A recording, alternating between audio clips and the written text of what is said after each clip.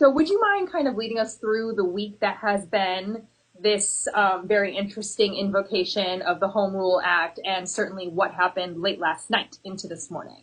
Yeah, things really sort of escalated while we were all sleeping, or while many of us were sleeping. As this administration is wont to do. They really love for us to go to bed, and then we wake up to something else. I'm glad they did it Thursday night and not Friday night. Right. Longer story is one that I try to tell in my newsletter for Monday.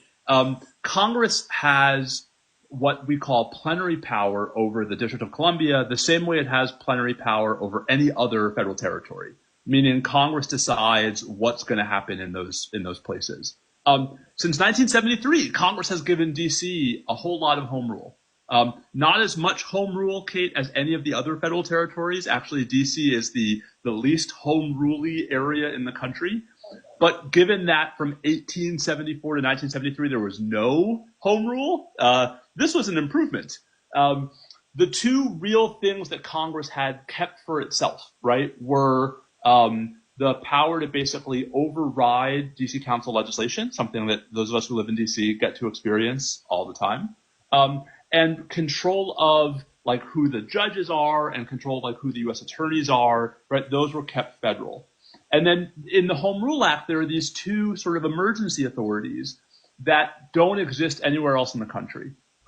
One is the sort of the president's control over the DC National Guard, right? Even in other federal territories, it's the governor who controls the National Guard until and unless they are, quote, federalized, unquote.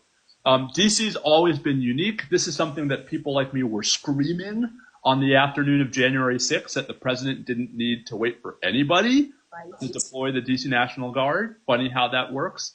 But, you know, that has always been baked into DC, at least, Kate, in part because at the time we created the modern National Guard system, again, DC didn't have a local government, right? There was no one else to put in charge of the DC National Guard. So that's one. And then the other is this very obscure provision that a lot of folks learned about for the first time this week, which is the part of the Home Rule Act that gives the president the power not to take over the Metropolitan Police Department, but rather to have its assets, you know, transferred as needed, quote, for federal purposes, unquote, for up to 30 days, right? And so, you know, what I wrote about on Monday was like, depending upon what they actually do with the police and with the National Guard, it's not like facially illegal for what Trump was claiming he was going to do, but it was pretty unprecedented from a historical perspective.